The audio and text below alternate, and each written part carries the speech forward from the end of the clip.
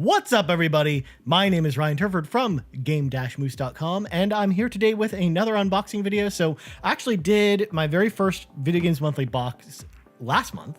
I was actually pretty close to the end of the month, but this one is here super quick. It's only been like 2 weeks since I did that video. So this is the July 2018 edition of Video Games Monthly. So in case you are completely unaware of what Video Games Monthly is, it is a monthly subscription service where you tell them the retro game systems that you own. You tell them as well what games you own, and you can sort of choose what systems you want to collect for. And they basically tailor make each one of these boxes for every subscriber that's a little bit different. Sometimes there are some common games between the systems, but for the most part, unlike something like Nerd Block or Loot Crate or something like that, not everyone gets the same box. So if you're interested in finding out more about Video Games Monthly, go to their website, videogamesmonthly.com. It's plainly on this box. Again, the systems I subscribe to now, if you may have noticed, there was another unboxing video that went up for Retro Game Treasure. I decided what to do rather than avoid any duplicates at all, although there might be some in here because I didn't get the Retro Game Treasure until pretty late, is basically split up the video game systems I'm collecting for. So on Retro Game Treasure, I'm now doing NES, SNES, and then all 3 Game Boy variants, as well as GameCube. And on Video Games Monthly, I'm basically going pretty much all Sega except for N64. So I'm doing Dreamcast, N64, Genesis, Master System, and Game Gear, which is crazy, I know. In fact, I really don't have like any of the games for those systems at all in my collection, so it's awesome. Other than Genesis, I'm going to be getting pretty much brand new games in here. Like I don't own any N64 games. I don't own any Dreamcast games. So I'm really excited to check this out. Now, they actually offer multiple plans as far as how many games you get. You can do 3, 4, 5, or 10, and you pay different prices depending on how many you want to do. I do 5 games right there in the middle. Just because, again, I'm still trying this service out. I really like the first box. If you want to check that out, go back to earlier this month and we'll check that out. So without further ado, I'm going to do this as blind as humanly possible. So I'm going to try and do this without peeking. Now, as you'll notice, there's no tape on this. That's because they actually mail it in a mail envelope. So they don't actually seal the box. Unlike Retro Game Treasure, where they actually just send the box by itself. So first of all, I'm feeling around the top because they usually have some cards here. Sort of explain everything, and I just want to get them out of the way. So first of all, this is the same card from last month where basically they're holding a Facebook contest right now where if you post your Video Games Monthly haul, you can be in a contest to win 3 additional games for your next box, which is pretty cool. They run all kinds of contests like that all the time. They've also got another referral contest going on right now where if you refer a couple friends and they subscribe, you can be entered to win a box copy of The Legend of Zelda on NES or Ocarina of Time on N64, and they also have 2 copies of Warriors Woods on the NES that they're giving away as well. This other card basically goes over all the rigmarole. We hope you enjoy your latest box. Please update your library on the website by adding these games and any other games you may have acquired. All updates to your gaming library must be made 7 days prior to the end of the month. This is to make sure you don't get duplicates. And again, since I wasn't able to update my library in time, there is a possibility that there could be 1 or 2 games that could be duplicates, although I think it's probably unlikely given how many Sega Genesis games there are that's going to happen. So first of all, they always throw in a tchotchke of some kind, and I've seen some other people's unboxing videos, so I know that this is sort of this month's. This is kind of crazy, actually, because this is way cooler than last month. So we've got Nintendo tattoos. These are Mario and other Nintendo franchise tattoos. I think there's like a couple Punch-Out ones on here and some other ones. These are from the 80s. In fact, it comes with gum, 1 stick of bubble gum, as well as 1 sheet of 14 tattoos. Pro tip: don't eat the gum, because this gum is 29 years old, because this is from 1989, ladies and gentlemen, back in the NES's heyday. So we will not be partaking in the gum. But this is actually something really cool that they threw in there. Of course, it's not going to stand up, so I'm not going to try and stand up. All right, so I'm feeling around here. I feel there's a boxed game in here that feels like it's sealed. It feels like probably a Game Gear game, actually. As well as a bunch of cartridges. It feels like a lot of N64 games, actually, or Genesis games. So we're started off, I'm pretty sure this is a Genesis game because of the ridge on the back. Oh, Batman Forever. Well, that was one of the 2 duplicates I could have gotten because, again, I picked it, unfortunately got Batman Forever a little too late for me to update it on the program. In fact, I will literally just use the same viz I captured last time when talking about Batman Forever. So Batman Forever, of course, is a video game, all right. It's not great because basically what they decided to do is basically take the Mortal Kombat fighting system and engine and put it into a side-scrolling beat 'em up, and it doesn't work. It does not work.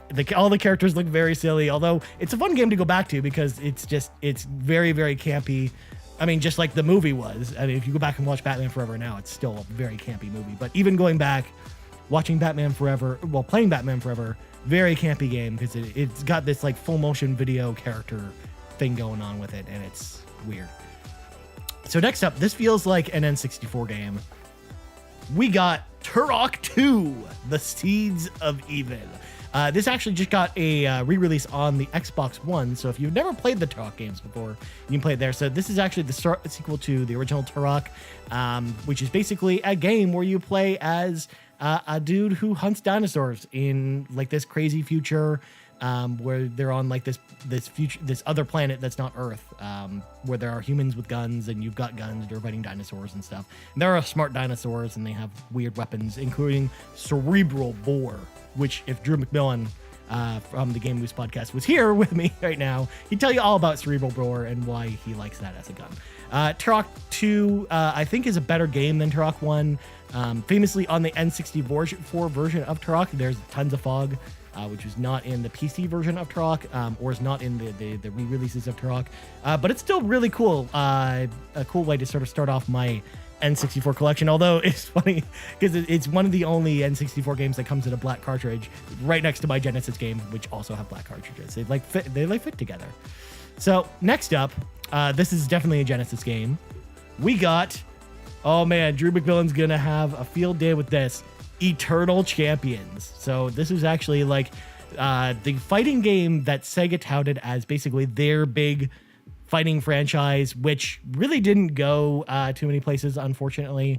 It's a side-scrolling fighting game. Not side-scrolling. It's a 2D fighting game similar to something like Mortal Kombat or Street Fighter 2. I've only ever played Eternal Champions on Sega Channel. I've never actually owned the game, despite the fact that I do have a lot of Sega Genesis games. But I've always been interested in at least trying it in more of a traditional sense rather than for 5 minutes on Sega Channel, which is kind of what you did with every game on Sega Channel. Sega Channel, for those who are unaware, is basically a service that was around through some cable providers in the 1990s, where you could basically, you paid a monthly subscription fee and you were given a special cartridge for your Sega Genesis, and it would be connected to your cable line, and it would essentially download a monthly selection of Sega Genesis games. It would basically just download the ROM to the cartridge and just play it from there, which was totally awesome. That's how I got to play experience so many great Genesis games that I never would have otherwise, which is one of the reasons why I actually like this type of box, because I do like the fact that I wouldn't have normally gone and picked up Eternal Champions at my local game store. I would have been looking for something a little more crazy, I guess one would say. So it's cool to actually have that in my collection, because again, that's not something I would normally have gone out and bought. So, all right, next game feels like another N64 game, which is awesome. Let's take a look. So it's a gray case, not black this time. All right, Star Wars Shadows of the Empire. So this was a launch window game for the N64. The N64 only had 2 launch titles, Pilot Wing 64 and Super Mario 64, but Shadows of the Empire actually didn't come out too far along after that. It stars Dash Rendar, who in the whirlwind or kerfuffle of the Star Wars extended universe being made canon, he's actually one of the characters they actually decided to make canon, which is kind of crazy.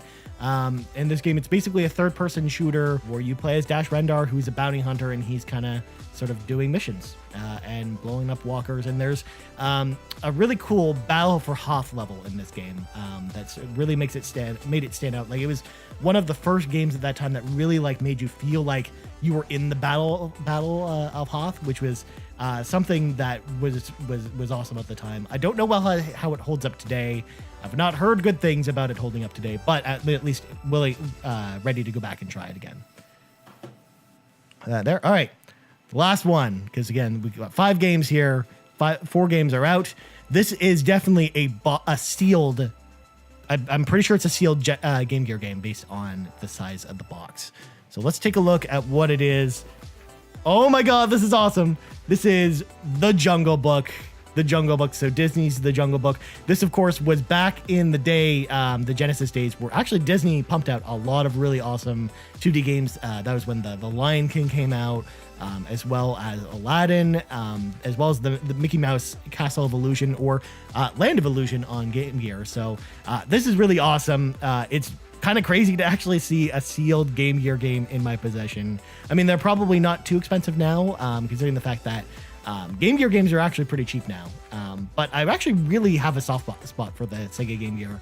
It was my favorite portable system when I was a kid. I love the Game Gear itself, and it's really awesome to have.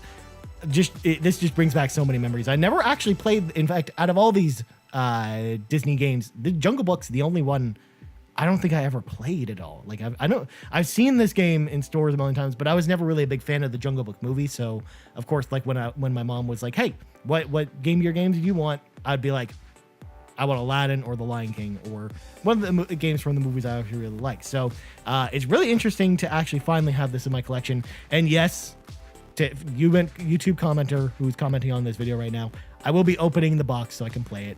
So that in fact, you're seeing footage right now. So you've already seen that I've opened the box. So you know that even though it's a sealed game, it's awesome to have the box, but generally my sort of policy with sealed games is, unless it's a duplicate, I'm going to open it and play it, because I mean, games are meant to be played. I'm into the collecting aspect of it, but I'm not trying to build like a sealed Game Gear library or anything like that. So it's okay for me to open it and play it. But look, that actually bounced against the microphone. So as you can see, box is empty except for bubble wrap.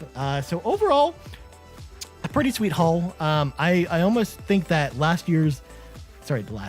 month's box was a little bit more up my alley, but I do really like all these games here. Again, it'll be interesting to see how well something like Shadows of the Empire holds up today.